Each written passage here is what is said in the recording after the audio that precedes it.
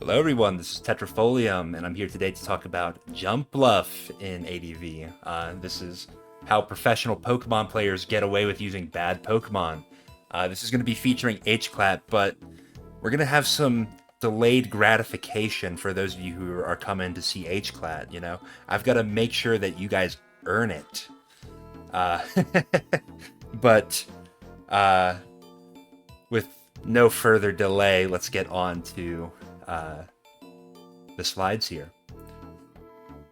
So the viability rankings for ADV in 2025 do give Jumpluff just the barest amount of respect by having it just at the end of E tier here, number 61 on the viability rankings, which I have infamously said in the past that I don't even understand how this Pokemon was ranked at all.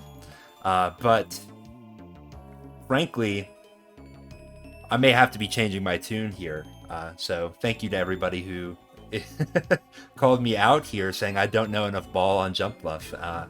But this is going to show that Tetrafolium is willing to learn here, a student of the game. I will use maybe all of these Pokemon at some point to try to understand their niche a little bit. Maybe I'll have to go back and revisit some Pokemon like Machamp who are getting used in very different ways now. So let me know in the comments if you want me to revisit anything. But before we get too far ahead of ourselves here, comment question of the video, which is the most underrated low-tier Pokemon in your opinion? This is going to be UU and lower Pokemon. Like, as for me, I feel like my meme answer would be Electabuzz, because, I mean, frankly, it's just better than Jolteon. It hits more things. But if I'm being a little bit more serious, I think there needs to be a little bit more respect put on Sableye, which I know is already decently high ranked, especially for an NU Pokemon, but, like, Sableye has some really like dominant matchups, which I feel like is what I value a little bit more from these low tier Pokemon. Like, yes, Sableye has some brick matchups. Like, it's terrible against special offense. It's terrible against a lot of slow teams that have a knockoff absorber. But when you see somebody in tournament who's spamming Claydol and spamming Snorlax, like, it's Sableye's a slam dunk. And kind of cool to achieve value here. I think it might actually have an argument as one of the best knockoff users, but that's my hot take. Let's see your hot takes in the comments below. So to start, let's talk about utility moves in ADV. Utility moves are moves that achieve value beyond dealing damage. Now, sometimes the moves can deal a little bit of damage, or maybe sometimes they even deal a decent amount of damage, but they're moves that are used primarily for their non-damage dealing effects.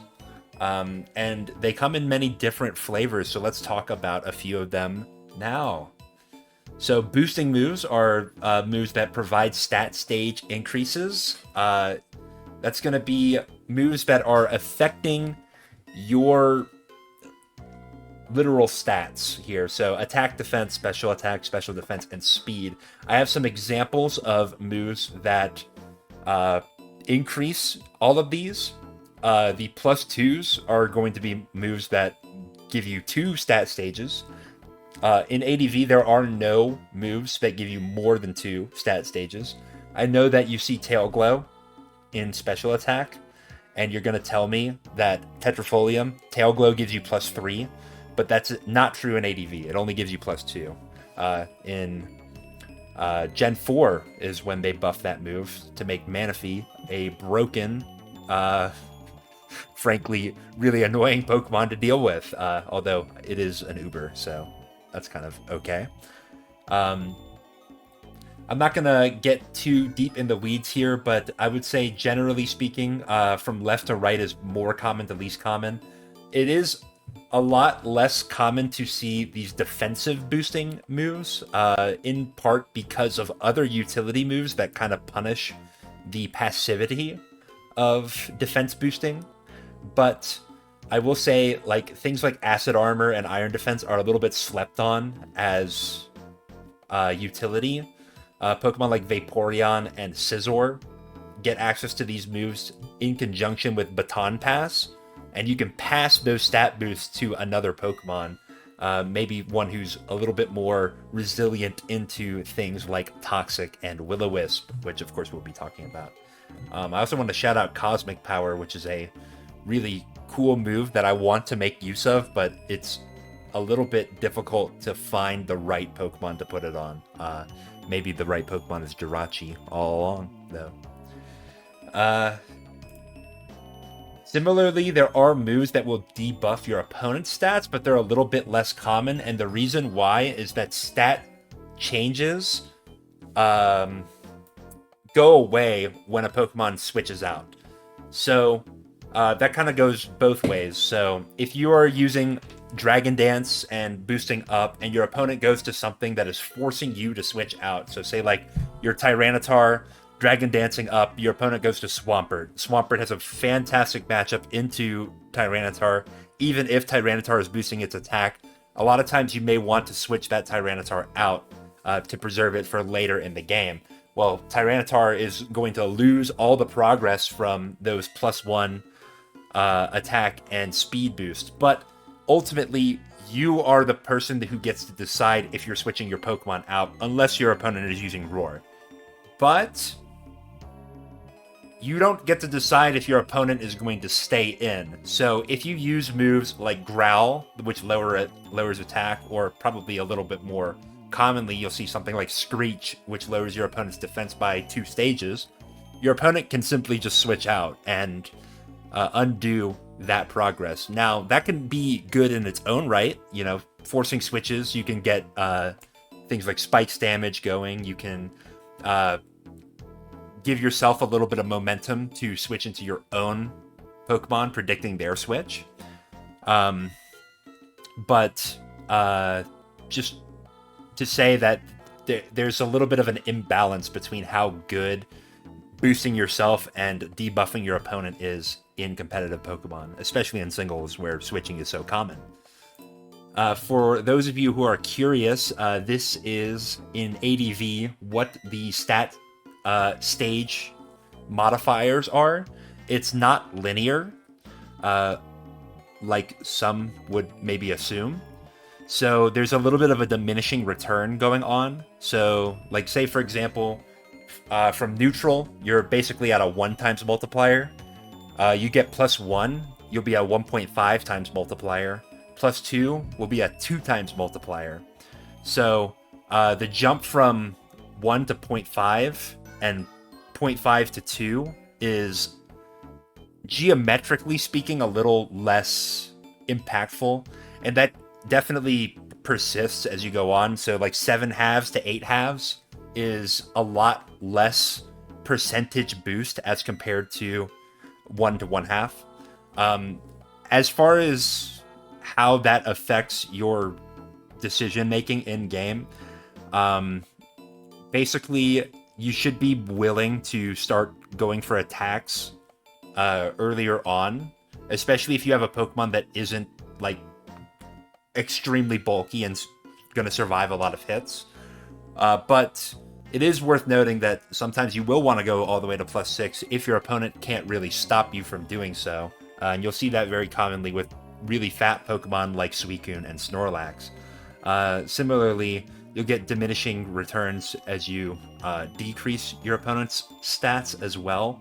But it's very rare that you'll ever get somebody down to like -6 because they're so incentivized to switch, even if they're going down to like -1, -2.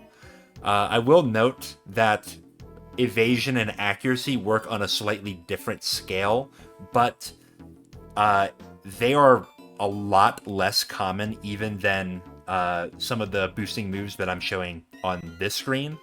In fact, evasion boosting moves are banned in Gen 3 OU, so we don't even have to worry about them. And then, like, you know, there are no moves, in fact, that increase your accuracy in this generation, I don't believe. So that's kind of kind of a weird thing to not have included by now, but I guess they haven't thought about it yet. So, yeah. We'll move on to some other utility moves. This is probably where your mind goes first if you're thinking about, like, what's a utility option that a Pokemon would have, and that's inflicting status. So status moves, it's a little bit awkward because there are move categories: physical, special, and status. And then there are status effects, which are two, like, different things. So I'm sorry if that is a little confusing, but just bear with me. I'm using status inflicting as to denote moves that, well, inflict a status condition. So these status conditions are going to act in some way to debuff your opponent's Pokemon. But I would say that these tend to be stronger than debuffing their stats because they have persisting effects or effects that are a little bit more impactful. So there are two different categories of status inflicting moves: volatile and non-volatile.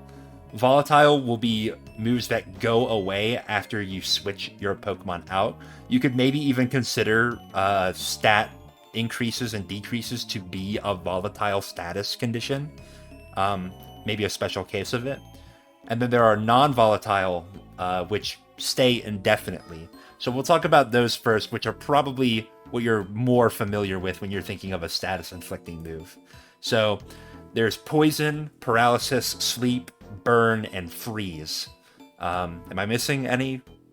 I don't think so, but if I am missing one, comment about how stupid I am down below. We need it for engagement. So poison is like the quintessential status condition for, like, in-game Pokemon players. It's probably one of the first ones you're thinking of. You're thinking about that Weedle in Viridian Forest who uses Poison Sting and somehow always manages to poison your Squirtle. And I ran out of antidotes and I didn't buy potions, and now I'm going back to Viridian City, whether I like it or not.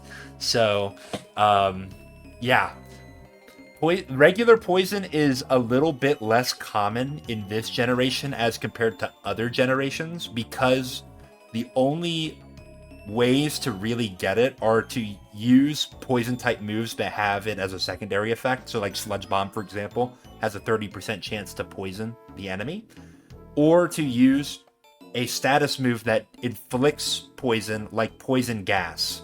But all of the moves that inflict poison, like Poison Gas, Poison Powder, etc., are vastly inferior to Toxic, both in availability, since Toxic is learned by literally every Pokemon that learns TMs, whereas, Poison Gas and Poison Powder are a lot more limited in their distribution.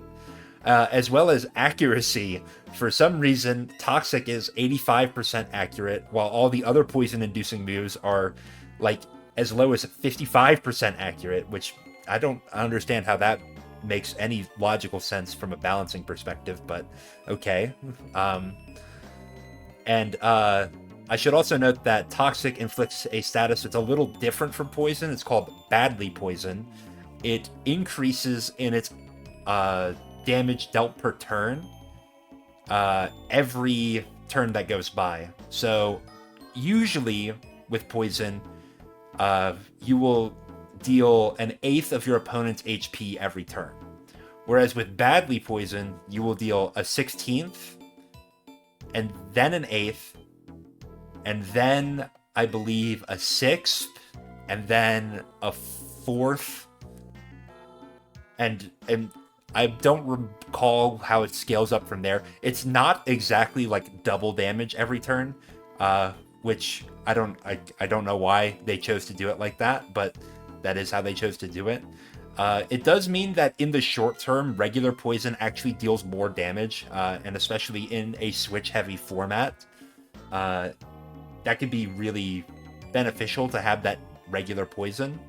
But Toxic is the, like, inevitability for a lot of Pokemon. If you don't have a way to get rid of Toxic, like using Rest or Refresh, your Pokemon will eventually die to Toxic given enough turns. You just can't outpace the damage of it. I believe it caps at 93%. If you manage to survive Toxic long enough for it to be doing 93% of your health, I don't think it does any more than that, but you are... there's not very many ways to continue to survive when you're taking that much damage per turn. Paralysis is one of the more frustrating status conditions. In Generation 3, if you're paralyzed, you will have a quarter of your speed stat, and that's really, really powerful considering that you can't very easily get rid of paralysis. You know, it doesn't go away by switching, it doesn't go away by using Recover or the like. And in addition to that, a quarter of the time, your Pokemon will be unable to move, which is really where it gets annoying with paralysis. There's no sort of cap to how many turns in a row you can be paralyzed, so you could stay paralyzed indefinitely in theory, and I've seen definitely some situations where somebody gets paralyzed for 4 turns in a row, and they just needed to have one turn to do something to stay in the game, and the game just kind of says no and ruins your whole game plan, which kind of sucks, but it is what it is. The moves that commonly induce paralysis will be Thunder Wave, which is a 100% accurate move in this game. Also to note, electric types are not immune to paralysis like they are in later generations, so Thunder Wave is a very, very strong move. The only Pokemon that can really switch into it are ground types. Stun Spore, which sacrifices a good deal of accuracy. It's only 75% accurate, but hits literally everything in the game. And unlike in future generations, I think 6 and onwards, grass types are not immune to Stun Spore. So you can Stun Spore literally everything. So that's kind of annoying. And then finally we have Body Slam, which is a move that deals damage, and frankly it does a good amount of damage. It's an 85 base power move. That's better than some other moves that we'll see in competitive, like Shadow Ball, which is only 80 base power. But it has a 30% chance to paralyze, and what's really insidious about it is it can also paralyze those ground types that would otherwise not be fearing things like a Thunder Wave all that much. So, yeah, I tend to think that Body Slam is one of the better utility moves in the game. Some are going to say that I said it was a top 10 move, and yeah, it is a top 10 move. Comment about it if you disagree. Sometimes what you have to realize is that you have to say crazy, outlandish things to get engagement going. And you can hate me for doing that, but it's really the game. So, as they say, don't hate the player, hate the game. But yeah, Body Slam is a fantastic move, and it is a staple move on my favorite Pokemon, Jirachi, because Jirachi has Serene Grace, which doubles the chance for the secondary effects to happen. So Body Slam, in fact, has a 60% chance to paralyze when used by Jirachi, so that's nasty. Of course, there are electric-type moves like Thunderbolt and Thunder, which can also induce paralysis, but in the case of Thunderbolt, there's only a 10% chance, and in the case of Thunder, you only have a 70% chance to hit it, and then a 30% chance for the paralysis to be induced. So, just want to make note of them here, but yeah. Sleep is another really contentious status condition. It forces the opponent to stay asleep, which means that they can't use most moves in the game for 1 to 4 turns. And how they count the turns is like the number of turns that you lose, basically. So when I say a Pokemon has been asleep for 1 turn, that means that it has attempted to use a move and stayed asleep for 1 turn. This is a status condition that we're seeing a trend in other generations of getting banned. I think the first generation that banned it, I don't recall I don't recall if it's banned in Generation 1 or not, but Generation 5 banned it. It does work a little differently in Gen 5, which makes it a very strong status condition. Which I'm not going to get into the particulars of it here, but it does make sense that it was banned there. Then it was banned in Gen 9, which I know was a controversial decision. I think it's more controversial because of the way that they decided to ban it, where they kind of just the council took it upon themselves rather than putting it up to a vote for the players. But I do think that there were some particular metagame quirks in Gen 9 that did make sleep a particularly nasty status condition. Primarily the introduction of a lot of really fast sleep inducers like Darkrai and Iron Valiant, and the lack of terrain, but this is getting a little bit further outside the scope of what Gen 3 is all about. But I will say Gen 4 just recently banned sleep as a mechanic. So that's kind of an interesting development.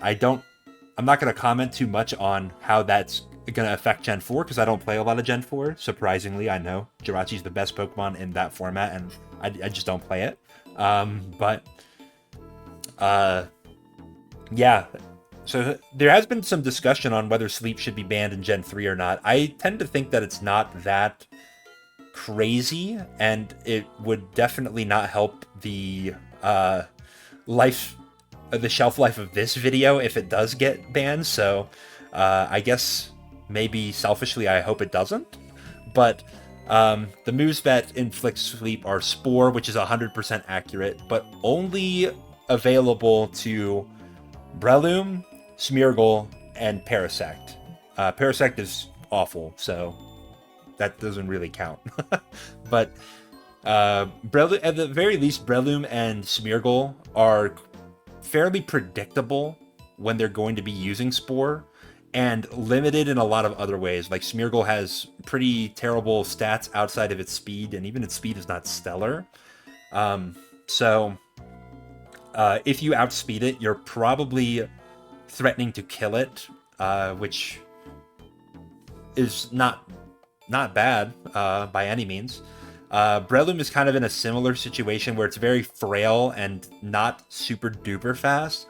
It does happen to have a much higher attack stat though, so it is threatening to do something should it get its Spore off. Well, I should say Smeargle is definitely threatening to like use a bunch of utility moves, but Breloom is a little bit more limited in its ability to hit certain Pokemon, in particular Ghost types, because it's relying very heavily on its fighting moves. Sleep Powder is similar to Spore in that it inflicts sleep, but it's only 75% accurate. And Hypnosis, very similar as well, but only 60% accurate. I do think that sleep moves that can miss can sometimes be more dangerous than the perfectly accurate sleep move. The reason being, one of the rules that governs competitive singles, which is the case across almost every Smogon tier, is that you can only put one of your opponent's Pokemon to sleep at a time. So if you use Spore and put, say, your opponent's Suicune to sleep, and they switch to their Skarmory, you can't use Spore to put that Skarmory to sleep until the Suicune wakes up. So that's how to balance it, because otherwise sleep would be a very broken mechanic and would just get banned outright. I do like that there's that element of opportunity cost involved with this mechanic. I think it gives the metagame a lot of depth. But sleep moves that can miss can be kind of sneakily devastating when they do miss, because sometimes you may have a strategy that involves sleep sacking a particular Pokemon. You want one Pokemon to go to sleep so that none of your other Pokemon can go to sleep. And if you switch into say like a Sleep Powder that misses, then that might derail your strategy and give your opponent a chance to adjust their strategy based on basically luck, which I don't really like, and which is why I kind of support the sleep ban in Gen 9, because it gets even more egregious in that generation. I think probably the most nasty example of that happening is Hypnosis Gengar in this generation, but even that's not like the worst. So anyway, that's probably more than you ever wanted to know about sleep in Generation 3 and other generations, so we'll move on. Burn is one of the strongest and most consistent statuses when it gets applied, which is the key thing there. Reason being is that it halves your opponent's attack stat, or I guess technically it halves the base power of all of your opponent's physical attacking moves. But effectively, they're kind of interchangeable, at least in their effect. You can just think about it as it halves attack stat. Will-O-Wisp is the only move that is dedicated to inducing burn. I think in later generations there's a move called Inferno, which is similar to Zap Cannon, where it's a 50% accurate attacking move that will always burn the opponent if it hits, but that doesn't exist in Gen 3 to my knowledge. Correct me if I'm wrong. Will-O-Wisp is a fantastic move because it will apply that, but it only has a 75% accuracy. So it can be a little bit dicey when you're having to hit a Will-O-Wisp to make progress in a game. Many people who have used Gengar or Moltres or some of these low-tier Will-O-Wispers have definitely been bitten by missing a Will-O-Wisp when they really, really needed to hit it. The other thing that Will-O-Wisp does is a flat 1/8 damage per turn, so it's basically the same as like regular poison with the added benefit of having the attack stat. This is really, really good because poison cannot be inflicted onto poison or steel types, and there are a lot of steel types that are very good in ADV, so Toxic is not always going to be a progress maker against things like Metagross and Jirachi and Skarmory, whereas Will-O-Wisp Burn will be. Now, the caveat is that fire types cannot be burned, but fire types are a lot less common than steels. Charizard, Moltres, and then occasionally you'll see things like Blaziken, Houndoom, and Typhlosion. But even then, the most common of them, Charizard, is quite rare as compared to other OU ranked Pokemon. And then finally there's Freeze, and Freeze does not have a move that is dedicated to inducing freeze, and the highest chance that you can get out of a freeze inducing move is 10% or 20% if you're using a Serene Grace Pokemon, i.e. Jirachi with Ice Punch.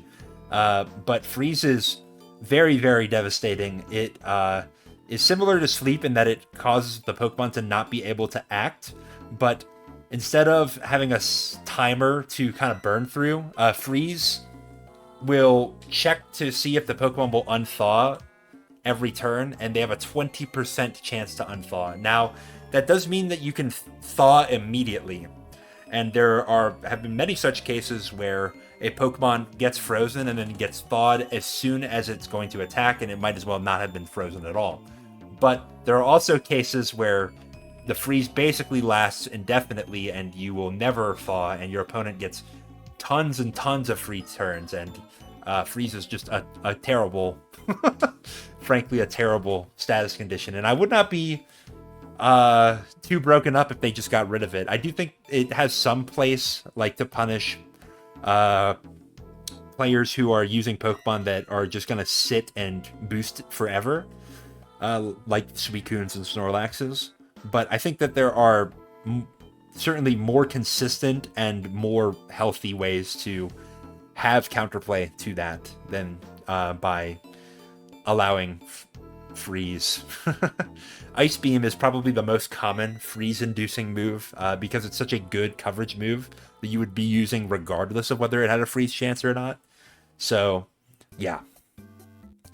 But that's going to do it for non-volatile status conditions. Let's briefly discuss, briefly by Tetrafolium standards, discuss volatile status conditions. So there are a lot, and it's maybe even a bit contentious what counts as a volatile status condition, like having a substitute, for example. But I kind of picked out 4 that I think are common enough to discuss. There are certainly more, and I encourage you to go to Bulbapedia and read up on it if you want to know more. But the status conditions that I picked out are Seeded, which is induced by Leech Seed, which is a fantastic move, 90% accurate, will apply the Seeded status to your opponent. In game, it doesn't even show you when these volatile status conditions are applied. So it can be a little bit difficult to notice such things, but thankfully Showdown does have visual representations for these that make it easy to know when volatile status conditions are applied to your Pokemon. But as you see here, it's doing damage over time. At the end of every turn, damage will be applied to the seeded Pokemon, and you will heal the amount of damage that is dealt to the opponent, and that's raw HP numbers. So say like this Roselia attacking this Mightyena with it on screen, that Leech Seed is probably dealing, we'll say like probably like 8 damage to the Mightyena. Roselia would heal 8 HP for that. It's a little confusing because when we talk about competitive Showdown, we talk about damage a lot more in terms of percentages dealt. So you will be dealing 12.5% damage to your opponent every time, but depending on what your HP stat is, you might be healing more or less than 12.5%. If you want to know a little bit more about that, you should watch either my Celebi or my Sceptile video, where I get a little bit more in depth with it. Taunt is a kind of interesting volatile status condition. It makes it so that your opponent cannot use status moves, the category of move, so they can only attack with physical or special attacks. In ADV, it's a little bit less powerful than it is in other generations because it only lasts for 2 turns, whereas in future generations it will last for 3 turns. But usually 1 or 2 turns is just enough to make something happen. If you can taunt, say, a Skarmory, you're stopping it from being able to set spikes. If you taunt a Pokemon that's going to use Roar, then that means that you can stay in with the Pokemon that you have, which was very, very nasty in the Speed Pass era of ADV. But fortunately, for some of you, you don't have to experience that. There's also things like recovery. One example that is very relevant for certain teams is Gengar versus Blissey. Blissey will come in and maybe it'll eat a Will-O-Wisp from the Gengar, and Blissey is going to use its very high special bulk to sort of beat the Gengar in a war of attrition. But Gengar can use Taunt to stop Blissey from being able to use Soft Boil to heal itself, so then Blissey will be taking damage over time from things like Will-O-Wisp, Sand if that's up. It's going to keep the damage that it's taken from, say, Spikes if they're up, and Gengar can win one-on-one versus Blissey with certain conditions thanks to Taunt. So that's quite good. Encore is a move that I discussed in quite a bit of detail in my Clefable video, which I recommend that you check out. But in ADV, it's very, very powerful. It keeps your opponent using the move that they most recently used for 3 to 6 turns. And that can be really, really devastating. Say you use that on a Pokemon that is using a boosting move, like, say, Calm Mind or Curse, then they're going to be stuck using that move for 3 to 6 turns, and you have all the time in the world to switch out and then start doing a bunch of damage to them. So it can be really, really nasty. And then lastly, we have Trapped.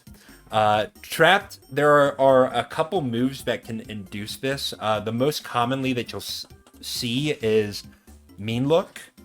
It makes it so that your opponent cannot switch themselves out. Like if you were, say, in the in-game situation, you would not be able to click like the Pokemon option in your menu and then switch to another Pokemon. That doesn't mean that the Pokemon can never be switched out. If you use Roar on them, then they will be switched out. And that status condition will fade if you switch your Pokemon, which is not true for the other three that I've discussed. So keep all of that in mind if you're going to be using those. There are some partial trapping moves as well, which are not very common, but like things like Fire Spin, Bind, Whirlpool, which will keep your opponent trapped for a limited number of turns, which sometimes can be enough, but the Pokemon that get them either want to use better moves or are not very good Pokemon, so we don't really see them that often, which is a little unfortunate. But I don't know, maybe I'll cook something up with a Fire Spin Pokemon in the future. Let me know if you want to see that. But all of this is basically to say that status-inflicting moves are either attempting to put your opponent on a timer so that they have less turns to make things happen, or limit the opponent's options by influencing what moves they are and are not allowed to click. So this can be a cornerstone of a lot of defensive teams that are trying to win wars of attrition. Some other utility moves that Jumpluff can't use, but I figured I'll mention them anyway. We have Spikes, which will do percentage-based damage to Pokemon that switch in. Unless they're immune to ground, then they will not be taking any damage. It'll be doing 1/8 when 1 layer of spikes is up, 1/6 when 2 layers are up, and 1/4 when 3 layers are up. So getting 3 layers of spikes is often a very strong strategy that many will employ, and Skarmory here is setting it up on the Zubat. This is very classic. You see this all the time in ADV, where Skarmory will be spiking against a Zubat. Recover or recovery moves will heal 50% HP when used. The most common two that you'll see are Recover and Soft Boiled, but there are some other ones like Synthesis and Moonlight, which have a lot less PP, which is why they're not as common, but also are affected by weather conditions and adversely affected by sand, which is the most common weather condition that we see in ADV. So, yeah, I mean, they kind of got the short end of the stick. But Recover and Soft Boiled are very good, especially Recover, which has 32 PP for no goddamn reason. It's actually insane. Milotic here, this is another very common interaction in ADV where Milotic will spam Recover versus a Seviper, waiting for it to run out of Poison Tails. And then if you get poisoned by the Poison Tail, Milotic has Refresh to even recover off some more HP. I should note there are some things that get rid of status like Refresh, like Rest, which overrides your status with Sleep, like Heal Bell and Aromatherapy, which will heal your entire team of all of their status conditions, which is kind of cool. I should say they're non-volatile status conditions. And then there's a special move called Wish, which delays the healing to the next turn, which allows you to switch out and give the healing to the other Pokemon. In ADV, it's always a flat 50%. In later generations, it's actually based on the HP of the Pokemon using Wish. So Pokemon with high HP like Blissey can heal lots of HP to a partner Pokemon, whereas Pokemon with lower HP will kind of be adversely affected by that change, but not something we have to worry about too much in ADV. Knockoff is an attacking move that removes your opponent's item. There are not very many moves that can do such a thing in ADV. Thief is one of the other ones that comes to mind.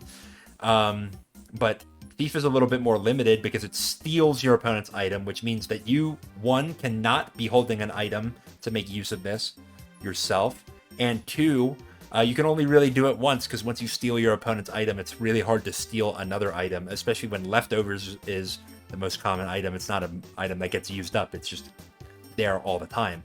And because leftovers is the most common item, that's why knockoff is so important for a lot of teams. You can really halt a passive Pokemon's progress and then use your own passive Pokemon to win a war of attrition, which is kind of the theme of a lot of these utility moves, is winning a war of attrition. And then finally, we have Rapid Spin, which will remove spikes from your side of the field. It also removes Leech Seed and Binding conditions if those are on your Pokemon, but primarily you see it used to get rid of spikes. Blastoise managing to remove spikes against Tentacool, another very common interaction in ADV. But specifically, let's talk about Jumpluff's utility moves. So Jumpluff gets a wide array of utility moves, and I'm going to kind of tier them off here. First, let's talk about the great ones. Encore, Leech Seed, Sleep Powder, and Toxic. We've kind of touched on all of these. I will say Toxic is probably not as great for Jumpluff in particular because, so many Pokemon get access to Toxic. You don't necessarily need to dedicate a move slot for it on Jumpluff, but I would be remiss to not say that Toxic is a great move, so I'm going to keep it in the great category here. If you disagree with that, well, then make your own channel and redo this slide. Actually, don't steal my content. I will kill you if you do that. But yeah, Encore, Leech Seed, Sleep Powder, we already talked about them enough. And Jumpluff gets all of them, so that's great. Some good moves that Jumpluff gets. Protect and Substitute are two moves that virtually every Pokemon gets. Now, Substitute has great synergy with Leech Seed because you're giving up 25% of your HP to set a substitute, but Leech Seed is going to heal you as long as your opponent stays in. So you get to kind of offset the damage that you're dealing to yourself. Protect, it just stops you from taking attacks for a turn, which can be good. You're allowing things like Leech Seed and Toxic damage to rack up if you're using those. You can see what your opponent is trying to click. Maybe it's good for Pokemon, like opposing Pokemon that have many different sets that they can run. Like, let's say, just for example, like a Tyranitar. It could be a mixed Tyranitar. It could be a Dragon Dance Tyranitar. It could be 4 attacks. Protect will allow you to see that. Now, I will say, you can get punished for clicking Protect, which is why I don't give it as much respect as maybe some people would. So say if it is a Dragon Dancing Tyranitar and they click Dragon Dance as you go for Protect, well, they just got a lot of value that turn and you did nothing to punish it. That can be, it can come back to bite you, but it is nice. It can be really good for, like, say a Pokemon is going to use Explosion to handle your Jumpluff, which is kind of crazy, but it could happen. And you use Protect on the turn they explode. Well, then they will die to their explosion, but you'll protect yourself, so you won't take any damage, which is really nice. Reflect is a screen. It's maybe something I could have brought up, but it's not very commonly used in ADV. Reflect will last for 5 turns, and it makes all of your Pokemon have basically doubled their defense stat. So you'll be taking half as much damage from physical attacks. There is another screen move called Light Screen for special attacks, but Jumpluff unfortunately does not get it. I don't know why, but they're very picky about which Pokemon get Reflect and which ones get Light Screen. And there are a handful of Pokemon that get both, but I digress. Stun Spore we talked about before, induces paralysis. Sunny Day will change the weather to harsh sunlight, which is good for teams that don't like sand being up. Tyranitar's ability has or sets a permanent sandstorm, and the only way to get rid of it is to override the weather with something like Sunny Day. So it's something that Jumpluff can do, and Jumpluff does have an ability that synergizes with Sunny Day, which we'll talk about later. But I do think it's a little hard to fit this move really on any team, because it's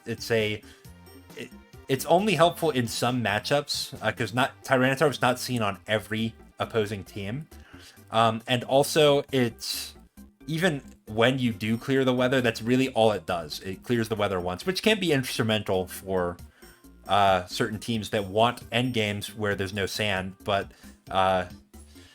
still, like, kind of a big commitment. One move, you might think, okay, you have 4 moves per 6 Pokemon, so 24 moves total. Like, how bad is it to not have one move? Like, or have one move that's not useful? Like, it actually does make a lot of a difference. Like, using Sunny Day means you might not be using, like, Substitute or Encore or Leech Seed on Jumpluff, which is really nasty. Synthesis is a recovery move. 8 PP gives you 50% healing. I think it's 75% if Sunny Day is active, but I think it's also 25% if Sand is active, so it's really, really difficult to justify using Synthesis. Unless I'm wrong about that, and then correct me in the comments. See, I need you guys to correct me when I'm wrong, because it's good for engagement.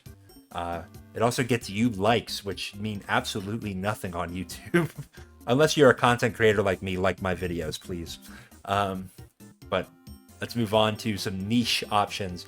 We have Swords Dance, which boosts Jumpluff's attack.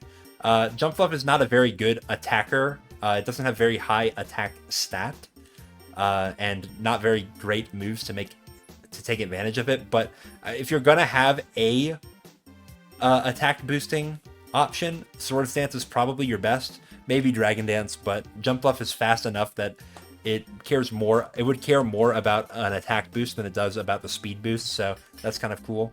Cotton Spore is a very underrepresented move, but it will harshly lower your opponent's speed, which means it lowers it by 2 stages. This can sometimes be useful to set up for another Pokemon entering the field. So say, for example, you're up against we'll say like a Dragon Dance Tyranitar, and you have a situation where you can beat the Tyranitar quite easily, as long as it's not faster than the Pokemon you're going to switch in. You could be in a situation where the Jumpluff is in versus the Tyranitar, and you click Cotton Spore as they go for Dragon Dance. They'll be at net -1, and then you can Cotton Spore again to continue to keep them low in speed, and they're eventually going to have to kill your Jumpluff. Then you can go to a Pokemon like, I don't know, say like Hariyama, Machamp, Metagross, whatever threatens a one-shot kill on the Tyranitar, to beat the Tyranitar that way. Now, that does cost your entire Jumpluff, and Encore to Encore them into Dragon Dance is probably going to be better in most cases. But, you know, it's an option here if you're looking for something to do. Maybe it's useful in Draft, where these more niche moves have more opportunity to shine. Amnesia, it increases your special defense by 2 stages. Not super duper relevant for Jumpluff, because its goal is going to be to avoid taking damage, or only choosing to take damage against moves that it doesn't take very much damage from, i.e. like water type moves. But Amnesia could maybe be helpful for certain situations where you're going to boost up alongside something that is Calm Minding, so that Jumpluff can like 1v1 it in an endgame. Maybe say, for example, your idea is you're going to be up against a Suicune and you're going to PP stall it, which that's insane. And Jumpluff is not necessarily the best Pokemon to do such a thing with, but you can apply the Leech Seed and then start Amnesiaing, and then maybe you could even Encore the Suicune to get it to use up a more high value move early on. And then lastly, we have Tail Whip, which lowers the opponent's defense by 1 stage, which is not a fantastic effect, but Tail Whip has 64 PP, so it can be useful in those PP stalling situations. There are no moves in the game that have more than 64 PP, so Tail Whip is going to be matching the worst that your opponent can have. So kind of cool. Not something I would really suggest. Like, we're getting really, really niche with that kind of option, but I would like to just kind of highlight it as something for those of you who are super duper evil and want to make somebody's life a nightmare on low ladder. So there you go. And I want to note that a lot of these moves are better the faster that the user of the move is, particularly Encore and Sleep Powder. And we'll talk a little bit about that on this slide. Fast Encore. So we talked about Encore a little bit in my Clefable video, which if you haven't watched it by now, like, what are you doing? I already prompted you to watch it. But I understand maybe you want to watch this one first, and I'm not going to blame you for that. But Encore is great for punishing moves that make little progress in the short term, like things that you're immune to, boosting moves, or moves that are just weak in general. And the faster that your Pokemon is, the more likely that they'll be able to switch into a punishable move and then Encore for low drawback. So take, for example, we'll say Jumpluff as our example, right? Because it's got 110 base speed, which is faster than a good majority of the metagame, it can switch into a Pokemon that's using Earthquake. We'll say, for example, Salamence, who's base 100 speed. Well, Salamence is thinking, okay, I can simply switch up, go for my hidden power Flying, and that's going to do tons of damage to Jumpluff because it's a really weak Pokemon, really frail on the physical side, and it's a super effective hit, and I'm Salamence, and I'm really, really strong. But Jumpluff will outspeed and go for Encore, which will override the decision that your opponent made for their turn and force them to use the move that they most recently used, which is Earthquake, which will be doing nothing to Jumpluff. And it will be forced to do this for 3 to 6 turns, which means Jumpluff has plenty of time to set up a Leech Seed, get behind a substitute, put your Salamence to sleep, use any number of nasty moves, or like switch to something else on your team that takes Earthquake well, like say another flying type. So that's really, really nasty. Pokemon like Clefable, like I showed before, with a base 60 speed, like it's really difficult for Clefable to outspeed a lot of things. So it's not as capable of finding that sort of interaction. Although Clefable does have a considerably more bulk than something like Jumpluff or like Alakazam. So it can open itself up to other interactions where it will take a hit and then Encore the opponent. And then it can kind of just heal off all the damage thanks to its access to Soft Boiled. Although I guess Alakazam does have access to Recover, so it's not completely unable to do such things, but it does have a lot lower defenses, so it's a little bit less effective in that sort of role. But I would be remiss not to mention that of the Pokemon that are base 100 or faster and have Encore that are allowed to be used in Generation 3 OU, Jumpluff and Slacking are the only ones that can take advantage of type immunities. Slacking is immune to Ghost, which frankly is not that common an attacking type in ADV.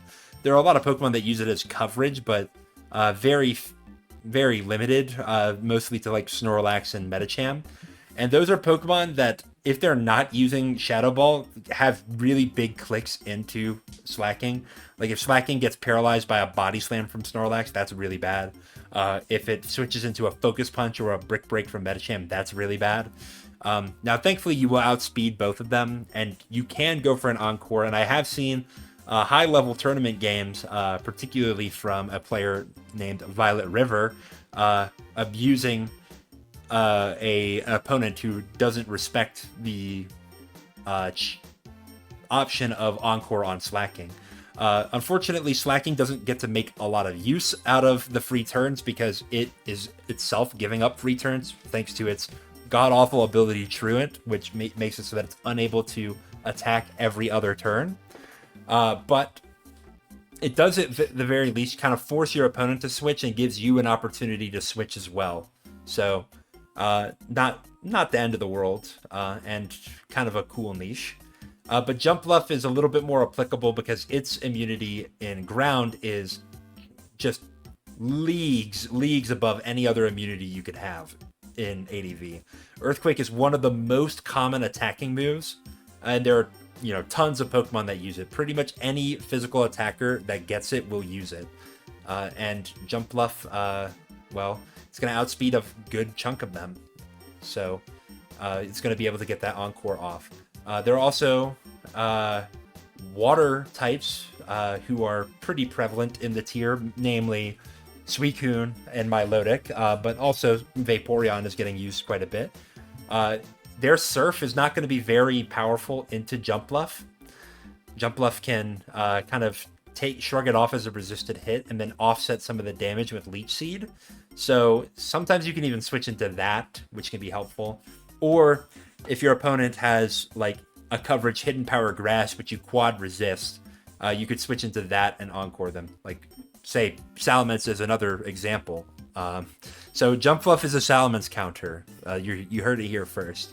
But yeah, it's a really tricky mon, and I think it is probably the Pokemon that makes the best like complete package with Encore. Now, you will notice that Alakazam is a higher tier than Jumpluff, but I think if I go back to the rankings, Jumpluff is higher on the viability rankings than Alakazam is. So make that make sense, but not to crap on Alakazam, it does have a kind of interesting niche, and it does make pretty good use of Encore for a lot of the same reasons that Jumpluff does.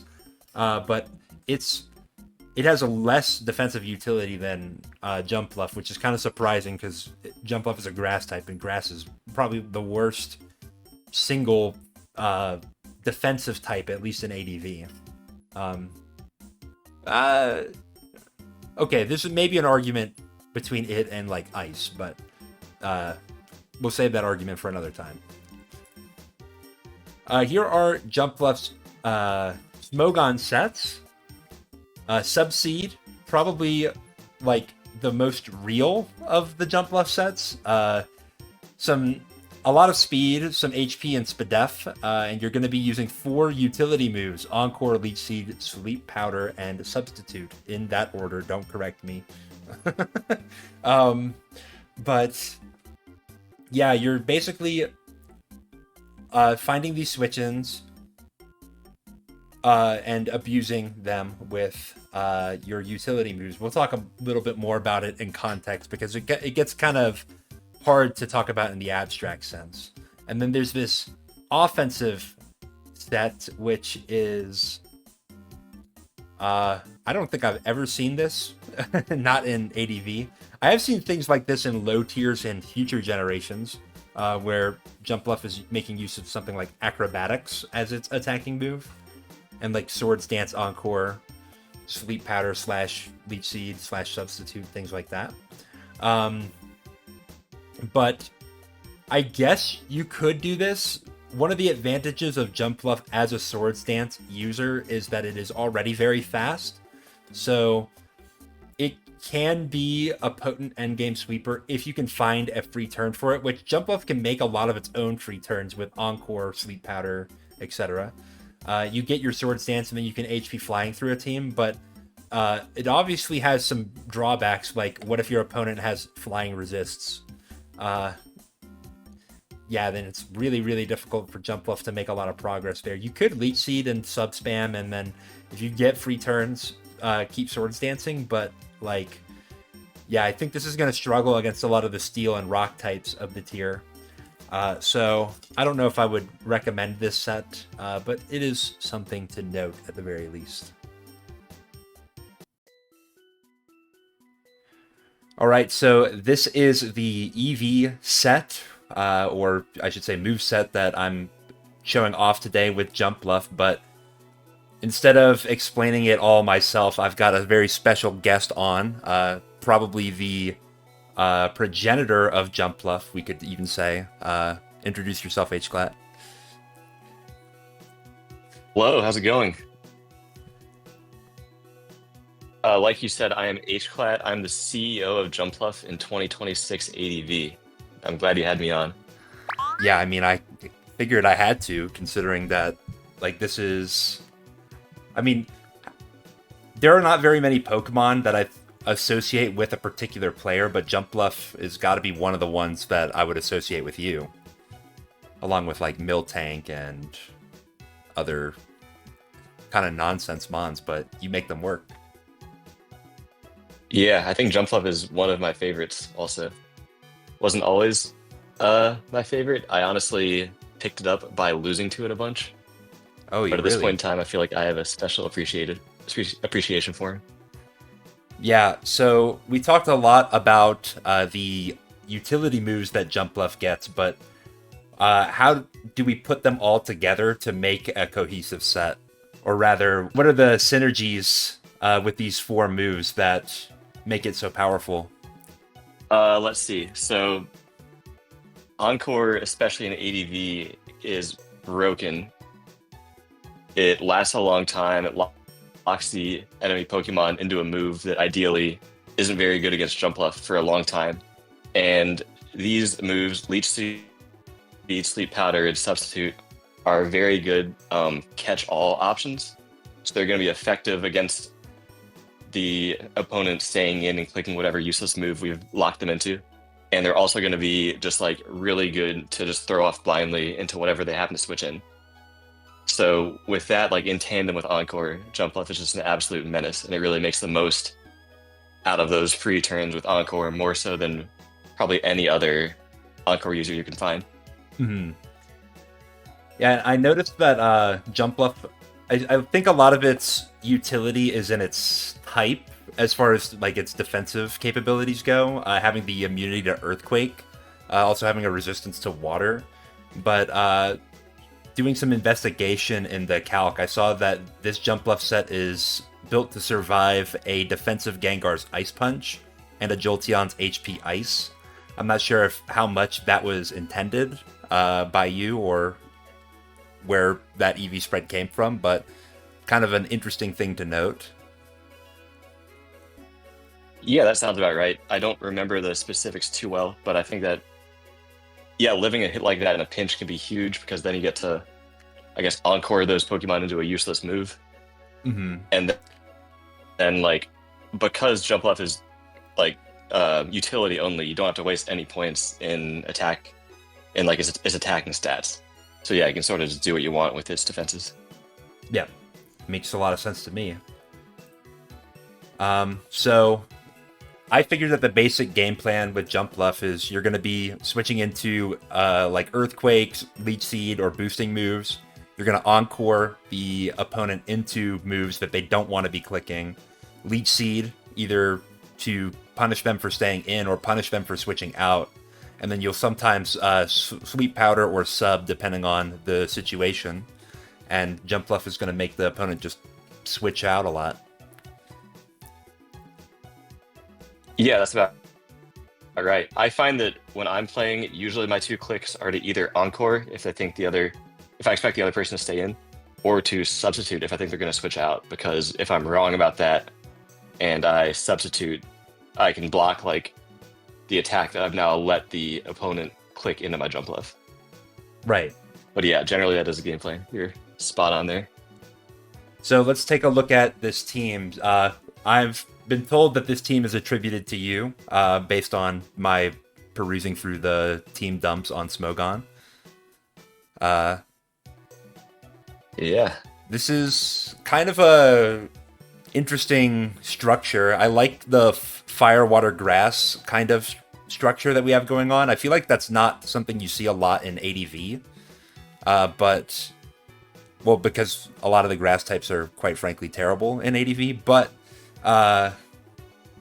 Swampert and Moltres together is quite nice, and then Jumpluff kind of rounds it out. Yeah, totally. One of my favorite things about this team is if you look at it, there aren't really any dedicated special walls. This Jirachi has Calm Mind, so it's not like a Wish Protect Jirachi or anything like that, and it uses type synergy, especially around Jumpluff, to sort of patch that hole. So the plan against Zapdos, for example, is often going to be to go to Swampert and then try to get the Zapdos to click Hidden Power Grass. And then on the Hidden Power Grass, you go Jumpluff and Encore into that move. Yeah, and there are a lot of... Similar story with water types. Right, and then like Mixments, Moltres, Charizard, all these fire plus grass attackers as well. Yeah, totally. Yeah, the trick is just to switch around and bait them into clicking a move that Jumpluff can Encore. So I think that,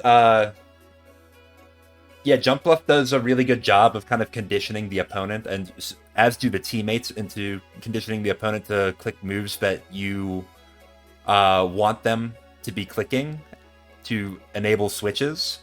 I think it's really nice to have Sand and Spikes on a team like this, which is going to be forcing so many switches. I like Fortress in particular because it compresses that utility with Spin. And I think it actually pairs really well with Moltres. Like, there are a lot of Pokemon that Fortress is kind of able to sit on and threaten to Boom, which I don't think we have Boom on this team, but you have to respect it. That Moltres likes having handled for it. And then I'm not going to complain about a win condition Jirachi. I mean, Jirachi's my favorite Pokemon after all, so... yeah. Well, that is your avatar. True. That is right. Any particular sort of intricacies that might not be obvious from just looking at the team or playing with it? I know one thing that I was wondering is, why is Swampert the lead? Good question. First, I'll name a couple more things that I like about Jumpluff and Fortress, because you were mentioning some, and I agree that's a really fun combo. The first one is that Fortress, out of all the spikers, is probably the best at beating opposing spinners. And like you mentioned, you want to have spikes up and force switches. Jumpluff's Leech Seed is also removed by Rapid Spin, so having the help of Fortress and also Pursuit Tar to beat the enemy spinners is really good. Fortress also, probably more so than Skarm and maybe Cloyster, is vulnerable to people clicking like sub or a setup move, and those are a couple of the buttons that Jumpluff can really prey on. So those are even more reasons that I like those two together. You asked about Swampert lead. To be honest, I think that T-Tar, Fortress, and Swampert can all lead pretty viably here. I think the Swampert choice for me here is more me believing that it's pretty good with Fortress in general. It's pretty hard to click a fire move into Swampert. Usually you're either switching out of it or clicking a grass move if you're something like, I don't know, a Tyranitar or a Salamence. So I feel pretty comfortable leading Swampert and then going Fortress right away to get spikes. That makes sense to me. It's also kind of nice that with metagame trends now, as Slop is becoming a more popular team, and that tends to be leading Tyranitar, that, having the Swampert in immediately to punish that is actually quite nice. Yeah, totally. Yeah, Slop can have a tough time switching in on Swampert, and it isn't great against Fortress. And then one more thing, Slop always has that Endeavor Swampert that doesn't have Ice Beam. And if you're a mono water coverage Swampert that likes clicking Substitute, that is just food for Jumpluff. That's one of the best matchups. Yeah. So that's the reason I'm a big fan of it in the new meta.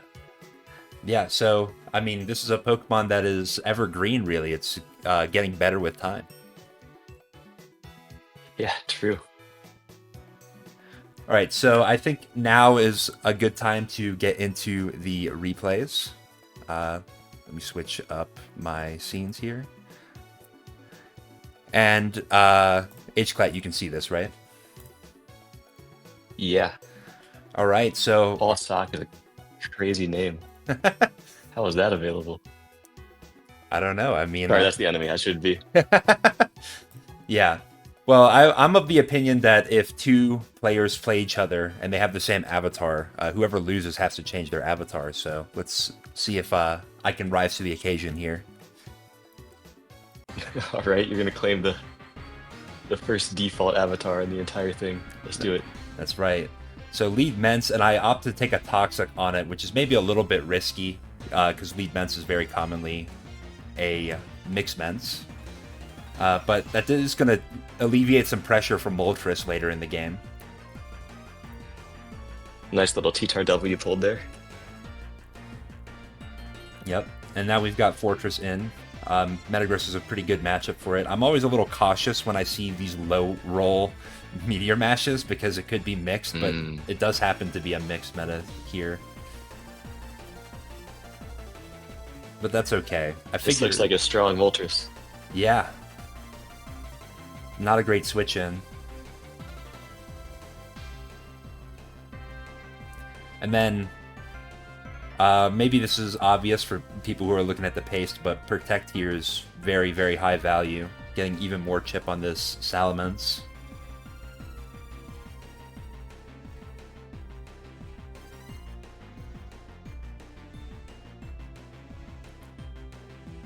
I like that pivot too. Yeah, nobody's clicking a fire move there. And then I don't recall what I do. Wish.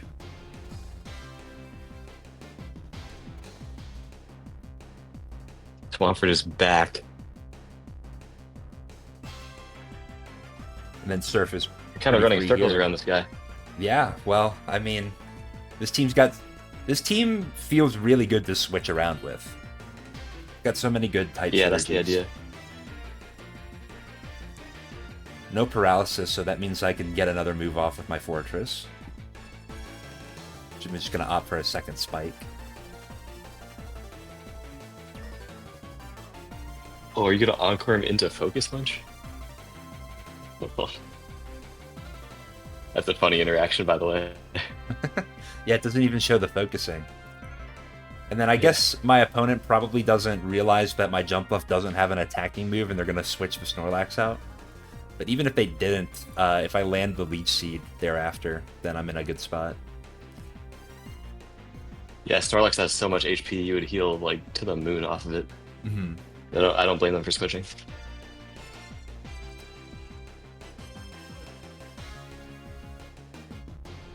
And then the insidious thing about Jumpluff is because it's so good at forcing switches, even if you like miss, say, a Sleep Powder on the switch, you oftentimes get another chance.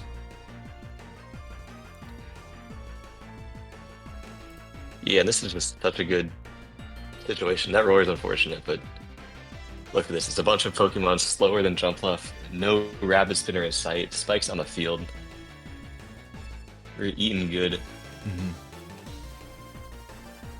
Maybe I shouldn't have let the Jirachi take Thunder Wave there, but I think that I'll take it for all the hacks that I'm getting on my opponent here.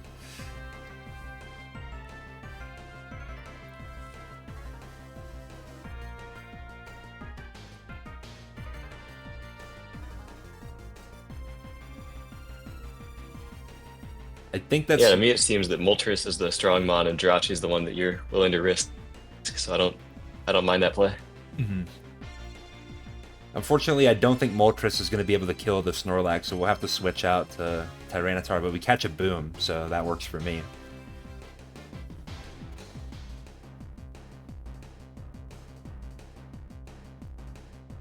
I'm going to stay in and sacrifice the Tyranitar. No need to risk Moltres HP there.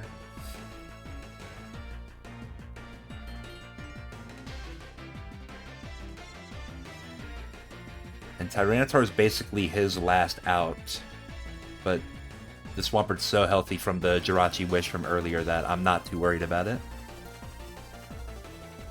That was a potential Jumpluff mid-ground turn right there.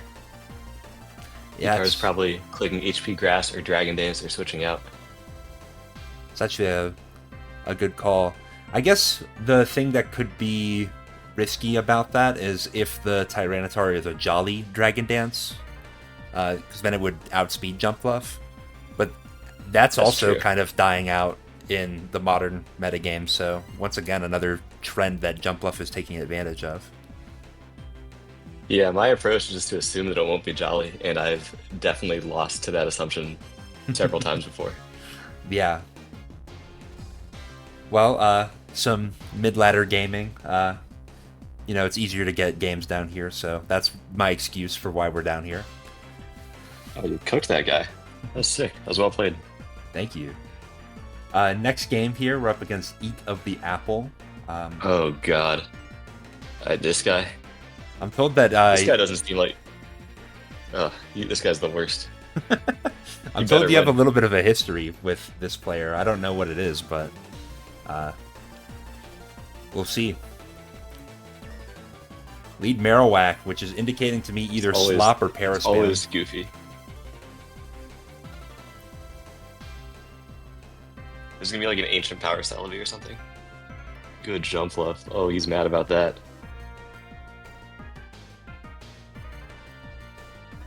Well, now he's gonna go for a Calm Mind. He's not respecting Encore. But it is a little bit awkward because Jumpluff doesn't really have a move to threaten Celebi, so we're having to switch here. I have to go to Fortress because it has a pretty nice hidden power bug. Took nothing. Yeah, it seems to be a defensive Starmie. You pursued it? Yeah, nice.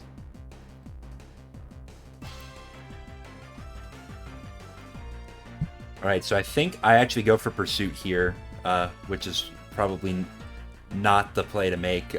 Crunch is probably a little bit higher value, but we at least get some damage on the Starmie, which is not bad. I liked Pursuit, and the reason is because you have this follow-up that you're doing right here. Mm-hmm. So even if you're wrong, you get to keep some tempo. The Starmie can't switch in on the Fortress anymore, or on the Moltres. Mm-hmm. So your position's pretty good, even though you guessed wrong. Yeah, there you go. I mean, a lot of great players say that predicting is overrated, so don't predict your opponent to stay in with Starmie. Just take the damage. Alright, we have an Eat of the Apple, no leftovers substitute Tyranitar. I don't know what this is. I kind of assumed it was screen, Viltar, please. but I didn't even notice that it didn't have leftovers. It also did no damage with that Focus Punch, so I don't know what it's doing here. Flamethrower still does a lot, and then a burn is nice, although not very consequential. Here comes back Jinx. What? This is a Jinx team? This thing's kind of scary. Oh, but your Fortress is paralyzed. Your Fortress kind of owns this, but doesn't have Hidden Power Fire. Mm-hmm. Oh, that works too. Yeah, a little bit risky playing around this Jinx. I think I'm actually gonna switch this Fortress out to scout the Hidden Power Fire as well, which is gonna come to bite me in the ass. Nope.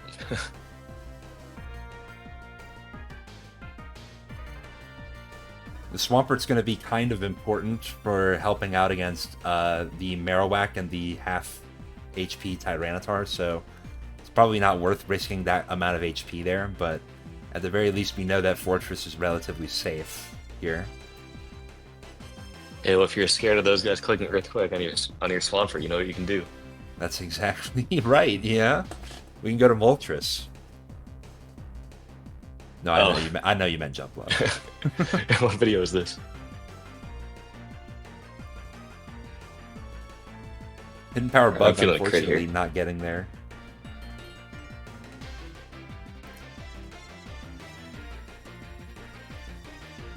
I guess a full paralysis is more likely than a crit, so not unreasonable to go for the Recover Loop. But the Recover Loop does get punished by the Jumpluff.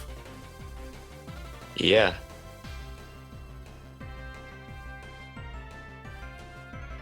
And I think if we can find a Jirachi entry, he doesn't really have an answer unless it's his last Pokemon. yeah, it's actually a good call. Hard to say what this Tyranitar has, because I would assume Viltar, but no leftovers is giving me pause.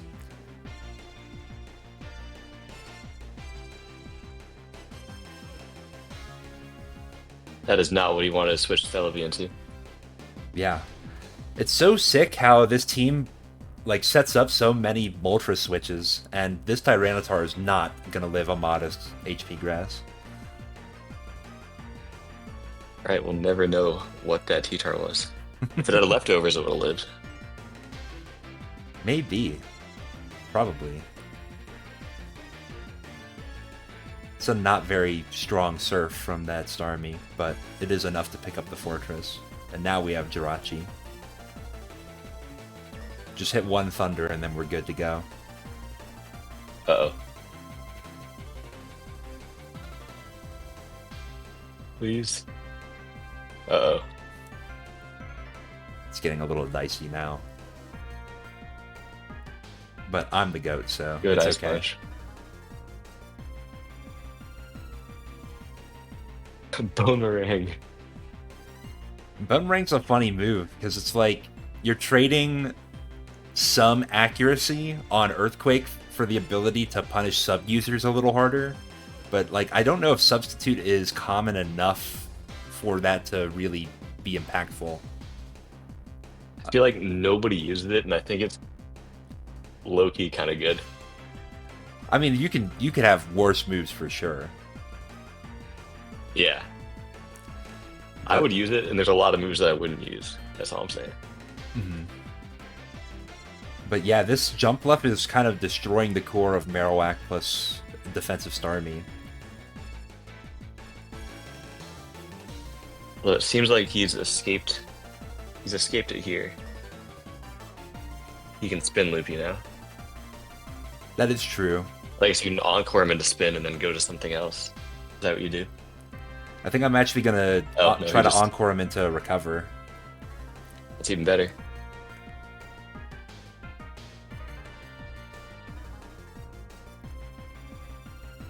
Yeah, now I think Moltres is pretty free.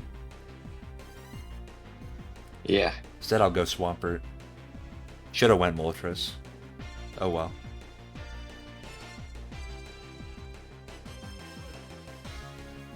I think if your Swampert gets enough leftovers, it can win here too.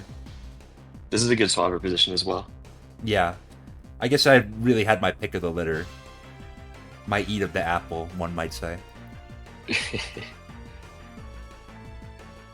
Can we hit Thunder, please? Oh, that works too. Okay. I have no qualms with that wish. Please hit Thunder. Thank you. Nice. Now here's Metagross. Agility Metagross. You just can't hit a Thunder with this Jirachi, can you? What? So substitute no item is indicating to me that this is a Lychee Berry Metagross. Yeah, I agree. It's a little awkward to fit all the moves you want onto this Metagross. It's probably Meteor Mash and Earthquake as its only two attacking moves, which means that Moltres would wall it pretty well, but I figure that this is as good a time as any to use up the Swampert, so... There's maybe a world where a Meteor Mash raise could put me in some trouble here, but I was always going to surf down on the Metagross, regardless of what happened. Yeah, I think you just win here. Nice substitute click. Interesting. I wonder what he was predicting there. And the Marowak is slower than the Swampert anyway, so that's going to clean that game up quite nicely on turn 67. Nice. Next... Nothing I love seeing more than Eat of the Apple losing. What's your beef with Eat of the Apple? I don't even know what it is.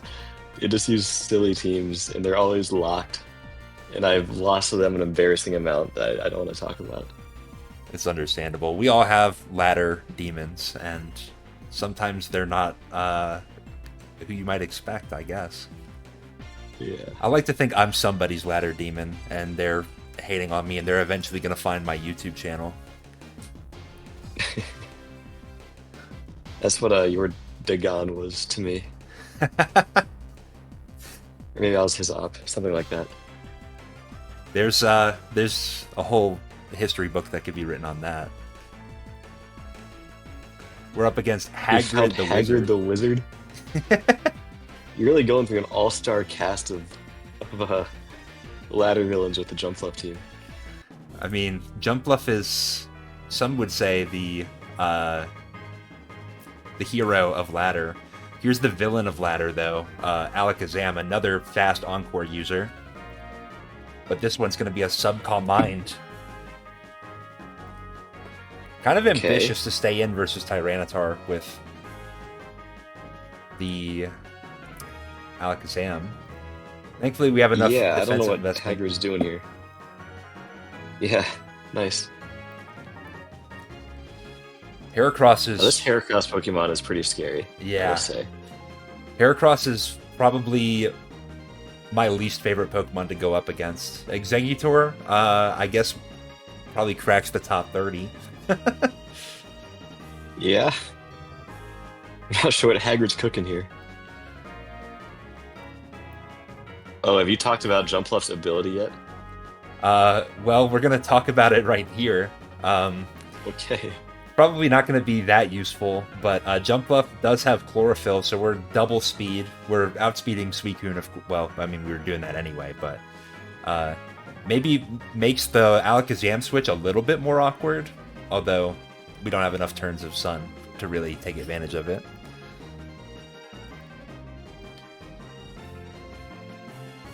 Yeah, I'm not going to fall for my own tricks here.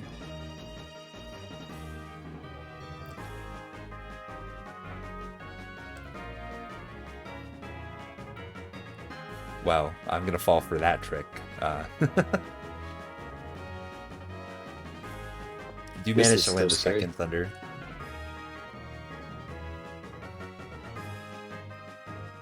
Oh. Yeah, this is... I guess our Fortress is fine? Yeah, this is probably giving myself the best chances to lose the game here. Oh my gosh, we did a lot. But managed to navigate it.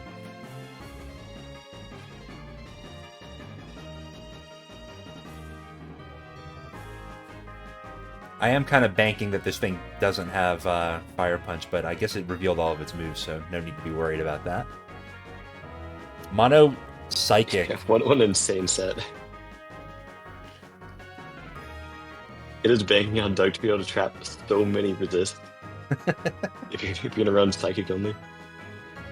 Yeah, I mean, like, how are you beating, like, Steel types? In particular, Skarmory with this. And Cat for Video Face Skarmory. I probably should have got another Spike there, to be honest. Yeah, I think we're fine. I don't know what the last... I don't know what I expect the last to be. I'm going to see if I can call it. I bet it is... Blaziken. See, That's my prediction. I've played the game, so I should know, but I don't remember. But I'm going to guess Snorlax. Oh, that's another... Yeah. It could totally be Snorlax. We're fine if it is. You can Encore into something silly. Yep. The one drawback with Jumpluff is only 8 Encore PP, so as much as it's really good at forcing switches, you have to maintain your PP quite well into these longer endgames, which this is gearing up to be a longer endgame here. Fortunately, I go for Encore there, which is going to burn 2 of the precious PP. Thanks. Yeah. Yeah, this does look scary. Like, I think if both of these Pokemon have rest, there's a world where Hagrid can keep everything healthy. There's nothing on your team really does that much damage to these guys. Right. We're going to get the third Spike here. I think Hagrid is trying to play for a last mon Lax in case I have Boom. But I am going to find Good Moltres Ice in. Beam all along. Nice, nice non-Jumpluff on that one. You live. Yeah, Amazing EVs. Moltres has the Lord EVs, I guess, which I think it's literally just max, so... And you have counter here, right? So Snorlax either clicks Curse, which lets you go Jumpluff and Encore, or it clicks an attack, which lets you counter. I think actually... Kind of lose-lose. I think this is actually HP Bug with Earthquake.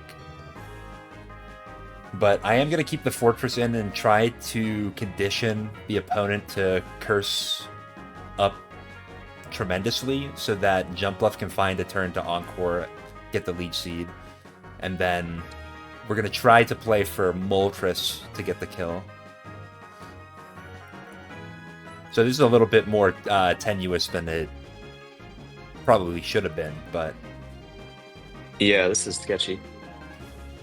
I think in your shoes, I'm just letting Fortress die and hoping I can hit Sleep Powder. That's what you're doing too. That's also a way to go. No way. What? How do you know it was going to curse there? I just felt it. Oh my goodness. Okay, you're insane. I think we are down to... I think we have 2 more Encores, so we should be able to bleed this Snorlax out. Yeah. And you'll notice that I'll be clicking Substitute here, even though I have a sub up, just because I don't want to waste PP on my other moves. That is a good move.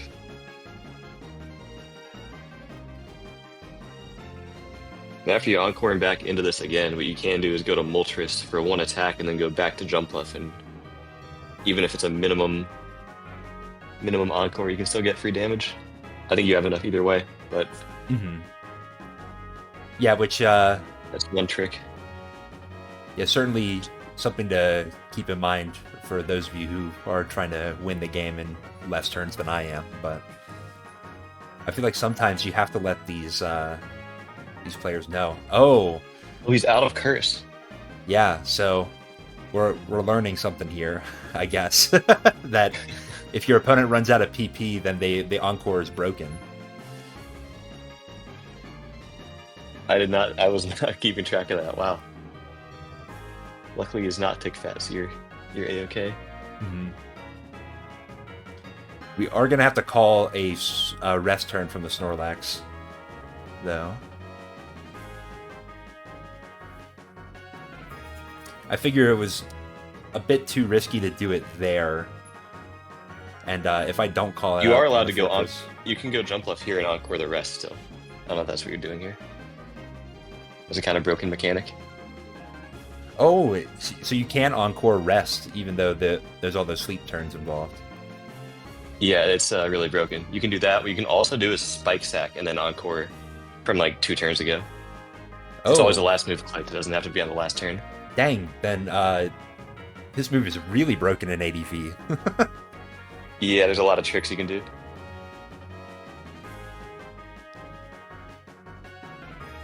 Well, I mean, I'm just really good with it there on that play.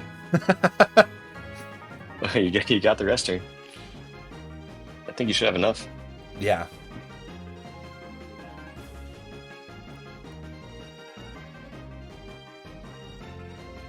And see you later, Hagrid. Do it.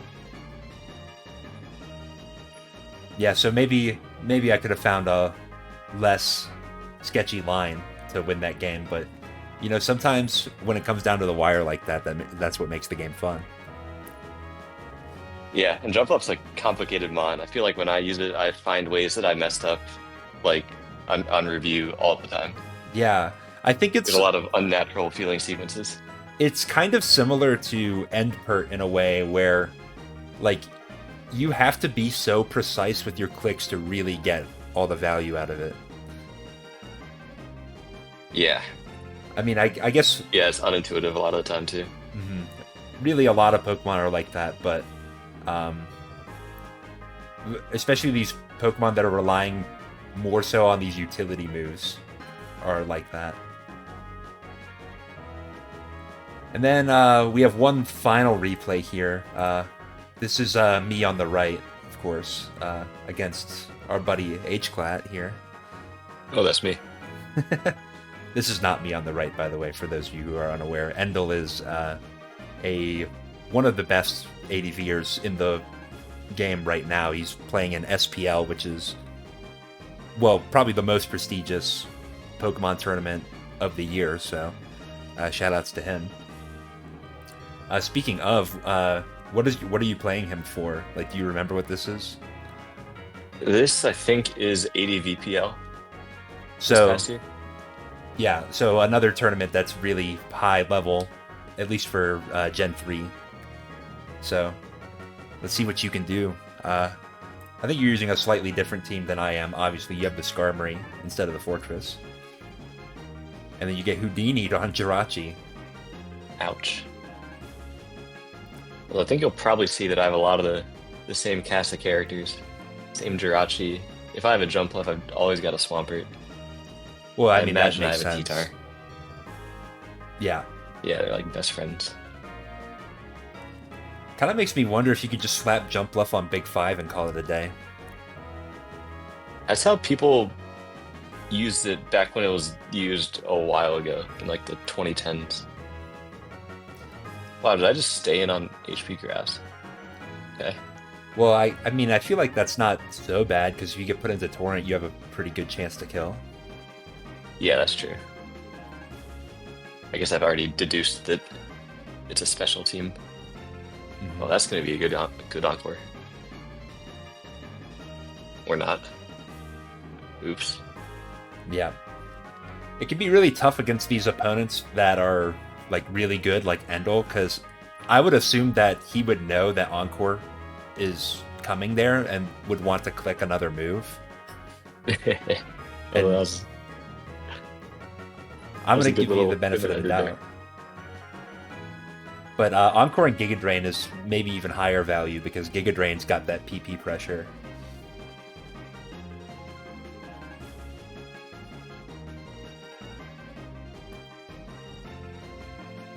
I guess Skarmo's my only grass resist. Well, other than Jumpluff, of course. Yeah. Swampert is going to take that. I do just stay in. I Doesn't don't quite even kill. kill. Man. I'm kind of getting cooked, to be honest. My Skarm's like dead. My Swampert's like dead. My T-Tar's low. I'm slower. But nice pivot to Gengar here. Oh, that was good. Yeah, thanks. Not to toot my own horn or anything. That's okay, you deserve it. I mean, you've been, like you said, or suggested, at the top of the format for the better part of the last 10 years. I remember feeling like I played well this game, but I don't remember what I actually did. Oh, I did that T-Tar Jumpluff thing for the second time. Do I finally get one of these right? Yeah. This Celebi is down to 4 Giga Drains, so not looking in the best way to handle, say, your Tyranitar later on in this game. Yeah, true. Do I go Jumpluff again? Ah. Well, I mean, this is just about as good, I would say. Yeah, I can't complain about that trade. Offensive Suicune. Yeah, that looks pretty scary here. My Gengar's in a great spot. Oh, I think I have like stupid special attack investment. Yeah, He's probably usually living that. I sort of assumed that you were an offensive Gengar based on how you've been playing and based on that role. Oh, I remember this. This is the Hidden-powered Ghost. one of those Jumpluff endgames here. It's a nice little trick. You go Jumpluff and then you let him kill you. But he's locked into HP Ghost. So lets the Tyranitar set up. Yeah, there's just no good play for Endel in this situation. Yeah. He's even gonna call an early GG. I'm so paranoid of GGing before the game is over. Like if he has like reversal Salic Machamp and he hits me with an early GG, Yeah, and he can never live it down. And he somehow clears the weather on top of Yeah, all he's of got that. like Mach Punch on it or something. Which Machamp doesn't even get in this format. Which doesn't even Yeah, get it but in I any can't. format. What if I forget? What if it does and I'm just wrong? I mean, I've definitely been there. I've had end games where it's like a Suicune versus a non-banded Aerodactyl, and the Aerodactyl's doing no damage, but like I'm still sweating buckets because I know like I could get flinched 4 times in a row and lose. Yeah, Arrow finds a way to do that sometimes. Yeah. You know, too. Well, I mean, this has been a great team. A lot more fun than I thought about, or that I thought that a Jumpluff team could be. I think I said in one of my previous videos that I don't understand how Jumpluff was even ranked, and then I got called out in the comments. So I guess thank you to everybody who called me out to force me to do this. Yeah, let them. Good stuff, Tetrafolium YouTube community. We set this guy right. Speaking of, I know that you have a YouTube channel of sorts. Yeah, I have a young one with not many videos, but I have been posting a little bit. Yeah. Over the past few months. If you're into like higher concept shit posting from a very high level gamer, I definitely recommend that you check Hclat out. I think it's Hclat ADV. I'll put it in the description. Yeah, full of hard to detect irony. I think you described it very well. But yeah. Yeah, you know, I've been accused of not making my sarcasm or irony very apparent. So we're quite similar in that way. So there you go. Yeah. Tetrafolium is just like Hclat. You heard it here first.